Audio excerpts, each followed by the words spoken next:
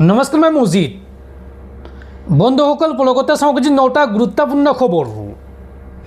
प्रथम खबर गुवाहाटीर मठघरियार दुर्घटनार भयंकर तथ्य पूर्व परिकल्पित आसिल এই ভয়ঙ্কৰ পথ দুৰ্ঘটনা।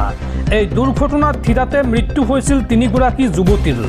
আৰক্ষীৰ তদন্তত এই সন্দৰ্ভত পোহৰলৈ আহিছে বিস্ফোৰক তথ্য। গুৱাহাটীৰ মঠঘৰিয়াৰ শিহৰণকাৰী দুৰ্ঘটনাটো আছিল পূৰ্ব পৰিকল্পিত। দুৰ্ঘটনা সংঘটিত কৰি শামীম আহমেদে প্ৰাণ লৈছিল তিনিগৰাকী যুৱতীৰ। আৰক্ষীৰ তদন্তত পোহৰলৈ আহে এই বিস্ফোৰক তথ্য। উল্লেখযোগ্য যে বিগত ২৬ এপ্ৰিলত সংঘটিত এই দুৰ্ঘটনাত প্ৰাণ হেৰুৱাইছিল আকাংক্ষা শইকীয়া, পূজা সাহা আৰু আৰ্মিনা আহমেদ নামৰ তিনিগৰাকী যুৱতীয়ে। ৰখাই থোৱা ট্ৰাকত এখন ছুইফ্ট বাহনে খুন্দিয়াই সংঘটিত কৰিছিল এই ভয়ংকৰ দুৰ্ঘটনা। এই দুৰ্ঘটনাই জোকাৰি গৈছিল সমগ্ৰ ৰাজ্য। আৰু এতিয়া আৰক্ষীৰ তদন্তত পোহৰলৈ আহিছে যে এই দুৰ্ঘটনাটো পূৰ্ব পৰিকল্পিত আছিল।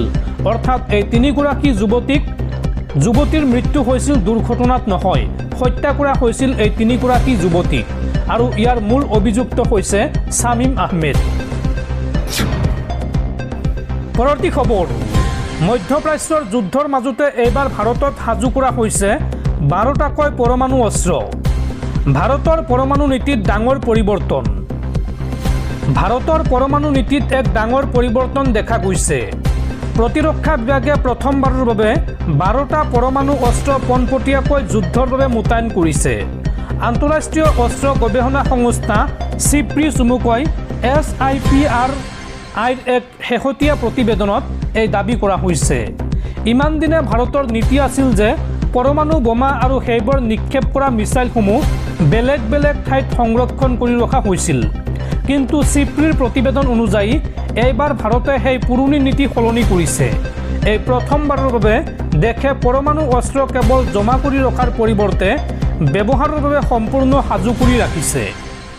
মাটিৰ তলৰ মিছাইল ঘাটি আৰু পৰমাণু ছাবমেৰিনত এই যুদ্ধাস্ত্ৰসমূহ সাজু কৰি ৰখাৰ অৰ্থ হ'ল ভাৰত এতিয়া যিকোনো পৰিস্থিতিৰ বাবে সম্পূৰ্ণৰূপে প্ৰস্তুত। প্ৰতিবেদনত কোৱা হৈছে যে এই 12টা পৰমাণু বোমাক ইতিমধ্যে মিছাইলৰ সৈতে সংযোগ কৰা হৈছে অথবা পোনপটীয়াকৈ সেনাৰ ঘাটিলৈ প্ৰেৰণ কৰা হৈছে।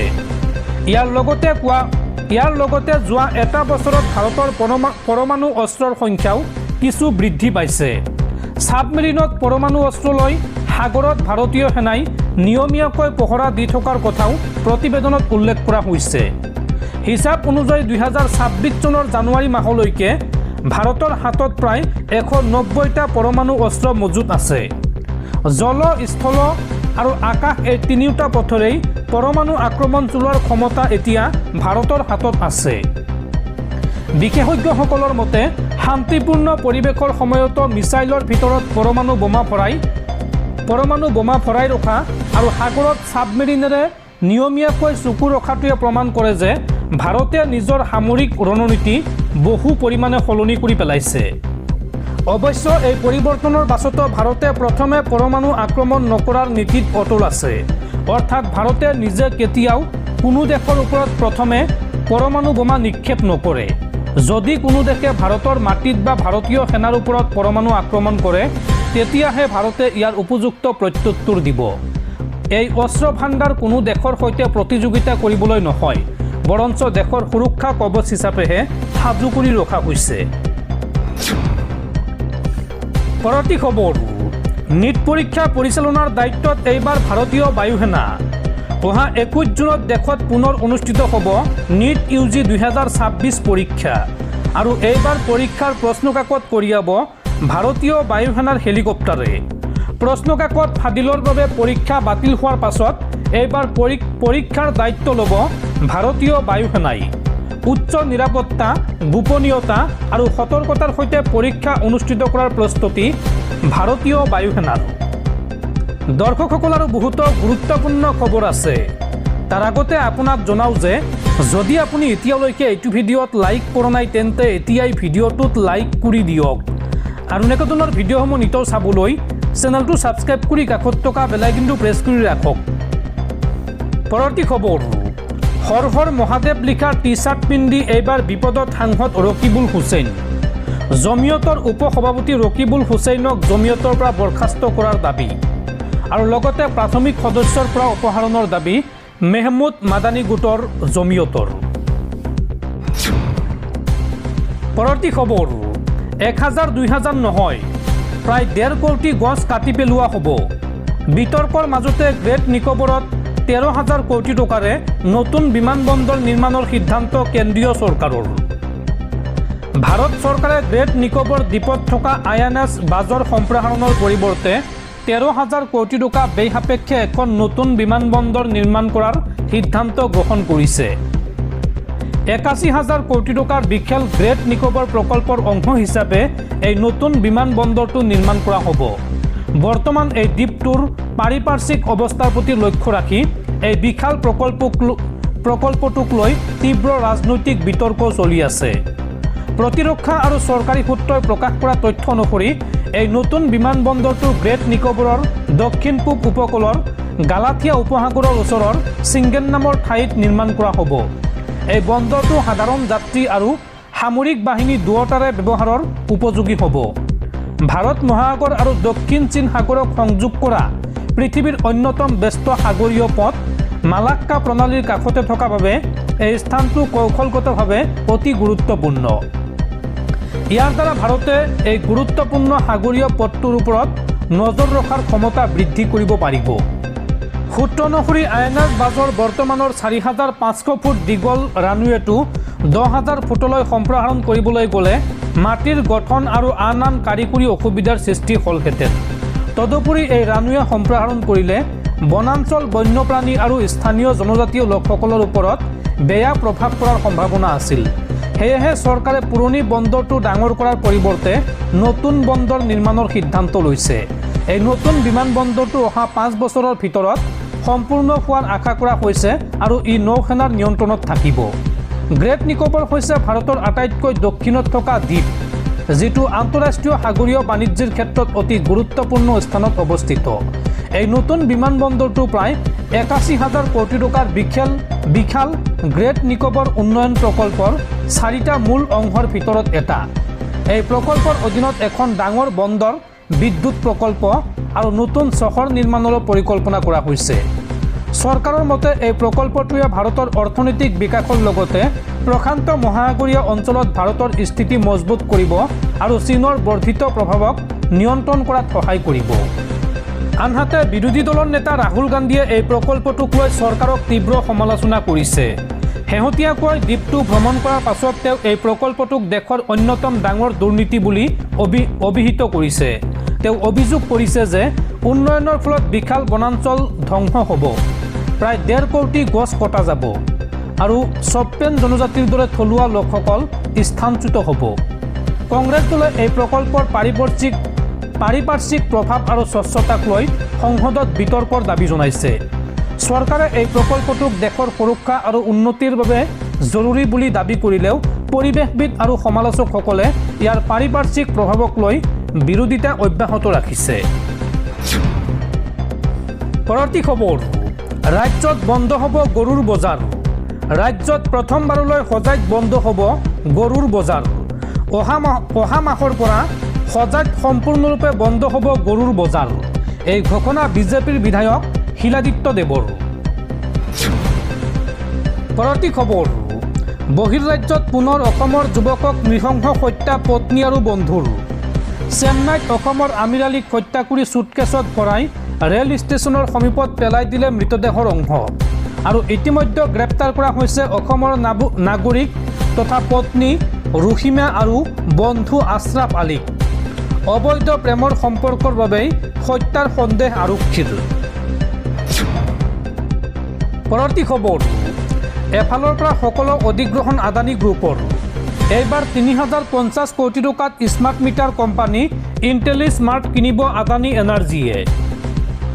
ভাৰতৰ শক্তি সমাধান প্ৰতিষ্ঠান আদানী এনাৰ্জি সলিউশ্যনছ লিমিটেড চমুকৈ AESL মঙলবাৰে ঘোষণা কৰিছে যে তেওঁলোকে স্মাৰ্ট মিটাৰ নিৰ্মাণ কৰা কোম্পানী ইণ্টেলিস্মাৰ্ট ইনফ্ৰাষ্ট্ৰাকচাৰ প্ৰাইভেট লিমিটেডৰ 100% অংশীদাৰিত্ব ক্ৰয় কৰিবলৈ এখন চুক্তি স্বাক্ষৰ কৰিছে। এই ডাঙৰ ব্যৱসায়িক চুক্তিখনৰ মুঠ মূল্য হৈছে ৩,০৫০ কোটি টকা। এই ক্ৰয় প্ৰক্ৰিয়াৰ পিছত আদানী এনাৰ্জিৰ স্থিতি দেশৰ স্মাৰ্ট মিটাৰ খণ্ডত আৰু অধিক শক্তিশালী হৈ পৰিব। কোম্পানীটোৱে জনোৱা মতে এই চুক্তিৰ পিছত আদানী এনাৰ্জিৰ মুঠ স্মাৰ্ট মিটাৰৰ সংখ্যা ৪.৭ কোটিতকৈও অধিক হ'ব, যাৰ ফলত ই ভাৰতৰ আটাইতকৈ ডাঙৰ স্মাৰ্ট মিটাৰ প্লেটফৰ্মত পৰিণত হ'ব। উল্লেখযোগ্য যে ইণ্টেলিস্মাৰ্ট হৈছে national investment and infrastructure fund চমুকৈ NIIF আৰু এনাৰ্জি ইফিচিয়েঞ্চি ছাৰ্ভিচেছ লিমিটেডৰ এটা যুটীয়া উদ্যোগ। বৰ্তমান এই কোম্পানীটোৱে অসম, উত্তৰ প্ৰদেশ, গুজৰাট, মধ্যপ্ৰদেশ আৰু বিহাৰত 2.2 কোটিতকৈও অধিক স্মাৰ্ট মিটাৰ পৰিচালনা কৰি আছে। ইয়াৰ ফলত আদানী এনাৰ্জিৰ বাবে ভৱিষ্যতে ব্যৱসায় সম্প্ৰসাৰণ কৰাত সুবিধা হ'ব। আদানী এনাৰ্জিৰ মুখ্য কাৰ্যবাহী বিষয়া কন্দৰ্প পেটেলে এই সন্দৰ্ভত কয় যে ইণ্টেলিস্মাৰ্টক ক্ৰয় কৰাৰ ফলত তেওঁলোকৰ কাম কৰাৰ ক্ষমতা আৰু পৰিসৰ বহুত বাঢ়ি যাব। ইয়াৰ দ্বাৰা নতুন প্ৰযুক্তিৰ সহায়ত ভাৰতৰ বিদ্যুৎ বিতৰণ ব্যৱস্থাৰ আধুনিকীকৰণ কৰাত বিশেষ সহায় হ'ব। আনহাতে ইণ্টেলিস্মাৰ্টৰ পৰিচালন সঞ্চালক তথা মুখ্য কাৰ্যবাহী বিষয়া অনিল ৰাৱাৰে এই চুক্তিক কোম্পানীটোৰ বাবে এটা ডাঙৰ সাফল্য বুলি অভিহিত কৰে আৰু ইয়াৰ ফলত ভাৰতৰ বিদ্যুৎ খণ্ডৰ ডিজিটেলকৰণ প্ৰক্ৰিয়া অধিক দ্ৰুত হ'ব বুলি আশা প্ৰকাশ কৰে। পৰৱৰ্তী খবৰ, জাপানৰ পাছত এইবাৰ নেপালত নিষিদ্ধ কৰা হ'ল ভাৰতীয় আম। ভাৰতীয় আমত অতিৰিক্ত পৰিমাণে ৰাসায়নিক কীটনাশক ব্যৱহাৰ কৰাৰ অভিযোগ। জাপানৰ পিছত এইবাৰ চুবুৰীয়া দেশ নেপালৰ মাটিত নিষিদ্ধ কৰা হৈছে ভাৰতৰ পৰা যোৱা আম। আম উৎপাদনৰ সময়ত অতিৰিক্ত পৰিমাণে ৰাসায়নিক কীটনাশক ব্যৱহাৰ কৰাৰ গুৰুতৰ অভিযোগত নেপাল চৰকাৰে এই পদক্ষেপ গ্ৰহণ কৰিছে। নেপালৰ কৃষি আৰু পশুপালন মন্ত্ৰালয়ে এখন জাননীৰ জৰিয়তে প্ৰকাশ কৰিছে যে ভাৰতৰ পৰা আমদানি কৰা আমৰ কিছুমান চালানত নিৰ্ধাৰিত সীমাতকৈ বহু বেছি পৰিমাণে ক্ষতিকাৰক কীটনাশকৰ অৱশিষ্ট পোৱা গৈছে, যাৰ বাবে খাদ্য সুৰক্ষা তথা জনস্বাস্থ্যৰ প্ৰতি লক্ষ্য ৰাখি ভাৰতীয় আম দেশখনত সোমোৱাটো বন্ধ কৰা হৈছে। উল্লেখযোগ্য যে কিছুদিন পূৰ্বে জাপানেও একেটা কাৰণতে আলফন্স, কেশৰ, লেংৰা আৰু বংগনপল্লীৰ দৰে বিখ্যাত ভাৰতীয় আমৰ আমদানিত বাধা দিছিল। এতিয়া ইখনৰ পিছত সিখন দেশে ভাৰতীয় আম লোৱাটো বন্ধ কৰি দিয়াত মালদহ, মুৰ্ছিদাবাদ, কৃষ্ণনগৰ আদিকে ধৰি বিভিন্ন অঞ্চলৰ আম খেতিয়কসকল তীব্ৰ চিন্তাৰ মুখত পৰিছে। নেপাল চৰকাৰৰ সূত্ৰই জনোৱা মতে এপ্ৰিল আৰু মে মাহত সীমান্তৰ পৰীক্ষণ চকীত ভাৰতীয় আমৰ নমুনা পৰীক্ষা কৰোঁতে এই ক্ষতিকাৰক ৰাসায়নিক দ্ৰব্যসমূহ ধৰা পৰে। ইয়াৰ পিছতে নেপালে জাপানৰ দৰে কঠোৰ সিদ্ধান্ত ল'বলৈ বাধ্য হয় আৰু সীমান্তত তীব্ৰ নজৰদাৰীৰ নিৰ্দেশ দিয়ে। নেপাল চৰকাৰে এই সন্দৰ্ভত স্পষ্ট কৰি দিছে যে দেশবাসীৰ স্বাস্থ্য সুৰক্ষাই তেওঁলোকৰ বাবে আটাইতকৈ প্ৰথম অগ্ৰাধিকাৰ আৰু খাদ্যৰ গুণগত মানদণ্ডৰ ক্ষেত্ৰত কোনো আপোচ কৰা নহ'ব। সাধাৰণতে গৰমৰ দিনত নেপালত ভাৰতীয় আমৰ চাহিদা বহুত বেছি থাকে, কাৰণ নেপালত অতি কম পৰিমাণেহে আমৰ খেতি হয়। দেশৰ চাহিদা পূৰণ কৰিবলৈ নেপালৰ ব্যৱসায়ীসকলে ভাৰতৰ পৰা প্ৰচুৰ পৰিমাণে আম আমদানি কৰে। কিন্তু এই নিষেধাজ্ঞাৰ ফলত ভাৰতৰ খেতিয়কসকলৰ লগতে নেপালৰ ফল ব্যৱসায়ীসকলৰ মাজতো এতিয়া গভীৰ উদ্বেগৰ সৃষ্টি হৈছে। জানিব পৰা মতে প্ৰতি বছৰে গড়ে ৩,৩০০ মেট্ৰিক টন ভাৰতীয় আম নেপাললৈ পঠোৱা হয়, যাৰ বজাৰ মূল্য প্ৰায় ৪০ কোটি টকা। সোৱাদ আৰু সুগন্ধিৰ বাবে নেপালৰ বজাৰত অত্যন্ত জনপ্ৰিয় এই ভাৰতীয় আম এতিয়া বন্ধ হৈ পৰাত ব্যৱসায়িক ক্ষেত্ৰখনত ডাঙৰ লোকচানৰ আশংকাই দেখা দিছে। পৰৱৰ্তী খবৰ, এয়াৰটেল চিম ব্যৱহাৰকাৰীলৈ ভাল খবৰ। এতিয়া মাত্ৰ এটা ৰিচাৰ্জতে চলিব পাৰিব সম্পূৰ্ণ এবছৰ। গ্ৰাহকসকলক বাম্পাৰ অফাৰ দিলে এয়াৰটেলে।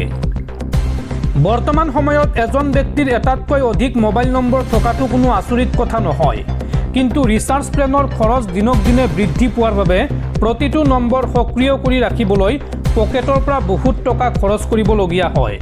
সকলো নম্বৰ সমানে ব্যৱহাৰ নকৰিলেও কেৱল নম্বৰটো সক্ৰিয় কৰি ৰাখিবলৈকে ৰিচাৰ্জ কৰাটো জৰুৰী হৈ পৰে।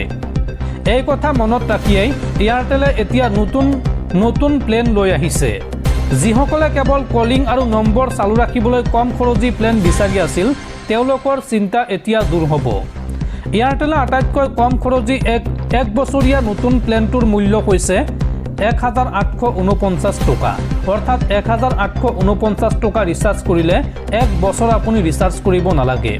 এই কম টকাৰ ৰিচাৰ্জ প্লেনটোত গ্ৰাহকসকলে 365 দিনৰ ভেলিডিটি লাভ কৰিব। ইয়াৰ লগতে ব্যৱহাৰকাৰীসকলে যিকোনো নেটৱৰ্কলৈ গোটেই বছৰটো আনলিমিটেড কল কৰিব পাৰিব, অৰ্থাৎ নম্বৰ বন্ধ হৈ যোৱাৰ কোনো ভয় নাথাকিব। এই নিৰ্দিষ্ট প্লেনটো বিশেষকৈ সেইসকল গ্ৰাহকৰ বাবে অনা হৈছে যিসকলে কেৱল ভইচ কলিং কৰে, কিয়নো ইয়াত কোনো ইণ্টাৰনেট ডাটাৰ সুবিধা নাই। যিসকল লোকে কেৱল ফোনত কথা পাতে বা ফোন কৰিবলৈ দৰকাৰ হয় মোবাইল, তেওঁলোকৰ বাবে এই বিশেষ প্লেনটো আগবঢ়োৱা হৈছে। ইয়াত কোনো ধৰণৰ ইণ্টাৰনেট ডাটাৰ সুবিধা নাই। কিন্তু যদি কাৰোবাৰ ইণ্টাৰনেট ডাটাৰ প্ৰয়োজন হয় তেন্তে তেওঁলোকে 2249 টকাৰ আন এটা প্লেন বাছি ল'ব পাৰে। এই প্লেনটোৰ বৈধতা 365 দিন। ইয়াৰ সৈতে আনলিমিটেড ভইচ কলিঙৰ লগতে মুঠ 30 GB ডাটা পোৱা যাব। গোটেই বছৰটোত যাৰ ইণ্টাৰনেট ডাটাৰ প্ৰয়োজন খুব কম হয় তেওঁলোকৰ বাবে এই প্লেন অতি উপযোগী হ'ব।